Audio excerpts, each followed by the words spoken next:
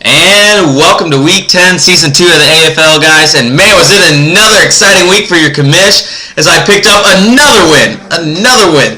Thanks to Mike James. But let's get into the scores here as I took down Yates 105.4 to 95.2. Paul Becker's Dream Team falls big to Grand Slam Breakfast Squad 167.7 to 102.3. Liquor in the front, Poker in the back picks up their fifth win of the year, now 5-5 as they beat former Trial Stars 130.3 to 88.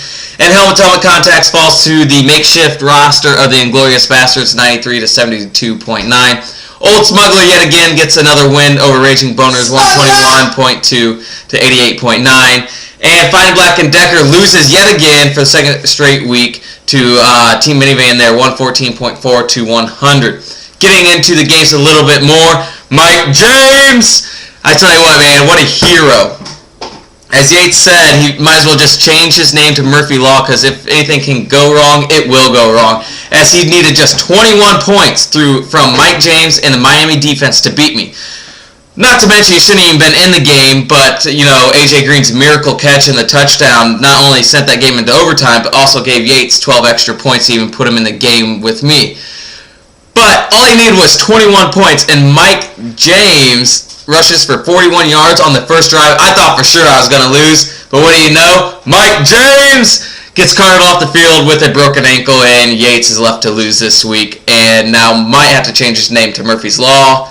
As I stated, if something will go wrong, it will, and obviously in his case it did, as he has now dropped four of his last 6 games.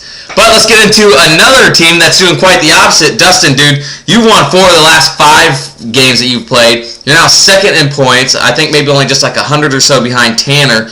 And you got the big win over Paul Baker's Dream Team. While Brandon, on the other hand, you had 0 points from Myers and McFadden. And then even Jackson got you 0 points. But, dude, Dustin, I got to ask you, you got so many good wide receivers that you have to set Pierre Garçon, who's getting you like massive points each week. I don't know why you don't trade him to get a better tight end than what you already have. I mean, what's the use if he's on the bench? But either way, you pick up the win. Either way. Looking at Jared and Barr's game, Barr, you had the bad week there with Dallas struggling. No points really from Tony Romo or Des Bryant. And then Cameron was on a bye as well there in your tight end spot. Victor, on the other hand, man, interesting choice at the running back position. I found it interesting that you had MJD on the bench. And I think you had the Oakland running back in your spot, which I found interesting that you want to have MJD, seeing how he's come on strong here in the last couple of weeks. And then you had Pierre Thomas, who, interesting enough, put up big points even with Sproles back. They both put up big points this week. As I know, I think Sproles got 20-some points for Optimus. But, Jared, you're in the same position that Dustin's in, but you have too many running backs. So I don't know why you're not trying to trade one of those running backs to beef up your wide receiver spot, and the fact that we're getting so close to playoffs. I mean, what's the use of these guys being on your rosters when you can go out and trade them and get someone to complete your roster a little bit better? Going into Ben and Will's game, Ben picks up the big win there. Interesting enough that Ben's getting this win as just a makeshift roster with Tannehill at QB. But I mean, a hell of a job on the waiver wire and doing what you need to do to complete the team here. As Will, 3 out of the last 4 weeks you scored at 80 points or lower. That's got to be a little bit concerned. But last week you did score like around 120. But you do have Andre Brown, who's back, who put up massive points last week. And then Shorts and Moore also were kind of lower in points than usual. Had you started Brown and then Shorts and Moore get the usual points that they do, you might have won this game. But still, in the end, Ben picks up the win there with the makeshift roster, is now at 500. And looking at Tanner and Boner's game, Boner, you had Colston and Ingram on the bench, who both put up pretty good numbers for you. Colston, who's just sucked all year, maybe he's finding his spot now that he's healthy, might consider starting him in the lineup. And then Tanner, big points as usual. I don't see what we really have else to talk about other than some other things later on, but for this game, yeah, you scored your high points as usual and got the victory.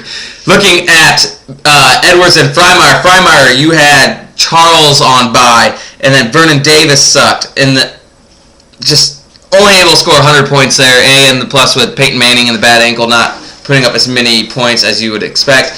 Where Edwards, on the other hand, dude, I definitely called it wrong.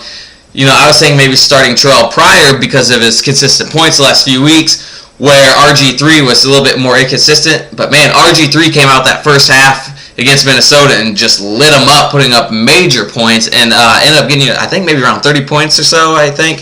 And then, not to mention, man, I was surprised to see Alshon Jeffries on your bench because he's just been tearing it up as late. Both him and Brandon Marshall are getting, around the same number of targets and the same number of receptions, and both putting up some big points. I mean, which is pretty impressive to have two wide receivers doing that at the same time. And then you also had Austin, the St. Louis guy, put up huge points, but I don't know if that can really continue. They've been waiting for him to do it all year, and now he finally has, so I don't know if that's going to continue one bit. Either way, you pick up the win there, your third of the year. Now, for this week's Trevor Freimeyer's Cocksucker of the Week. Ready for that? It still looks bad. No, wait. He definitely wants to get you hot dog. You cocksucker! And this week's Trevor Freimeyer's Cocksucker of the Week goes to an obvious choice here. I mean, what better way to even experience it for myself, sitting on the couch with the guy who I'm also playing against and who's also going to get this week's Cocksucker of the Week, to see that frustration and pain in his face, to see that Mike James goes down with an ankle injury and is carted off the field in the first series for the Buccaneers. I mean, not to mention he shouldn't have been in the game to begin with, as A.J. Green had that miracle catch, 12 points. But he only needed 21 points from Mike James and the Miami defense, and with Mike James rushing for 40 yards on that first possession, more than likely he could have gotten that 20 points and beat me. But Mike James came through for me and just screwed Justin over for not only this week, but possibly the rest of the year. As I mentioned, he's dropped the last 4 out of 6. And now has to go back to the building blocks here and figure something out at the running back position. So this week's Trevor Freimeyer's Cocksucker of the Week is a no-brainer, as it goes to Yates. Now, getting into next week's games, I will be taking on former Child Stars. Paul Baker's Dream Team faces Liquor in the front, Poker in the back. Team Minivan versus Old Smuggler. Newton's Law versus Helmet Contact. Find a Black and Decker takes on Raging Boners. And Grand Slaying Breakfast Squad takes on the Inglorious Bastards. Now, last week, we had 4 teams entering the week at 6-3. 3 of those 4 teams lost and fell to 6-4 on the year, while just Tanner's team was the only one to get the win and improved to 7-3. He is now atop of the standings here, not only win-wise, but point-wise as well. Dustin is slowly gaining with points, and he's now 6-4, so he's just right on the Tanner's heels as well. Now, something we're going to plan on doing next week, more than likely Sunday or the following Sunday, we're going to offer you a fantasy football playoff preview. That's something we've never done, but the picture is getting a little bit more clear now. The race is getting a little bit tighter, so something to look forward to. It's a first for the league. I'm excited to do it. It's going to be a hell of a time. But guys, as always, I will talk to you later. Fuck you.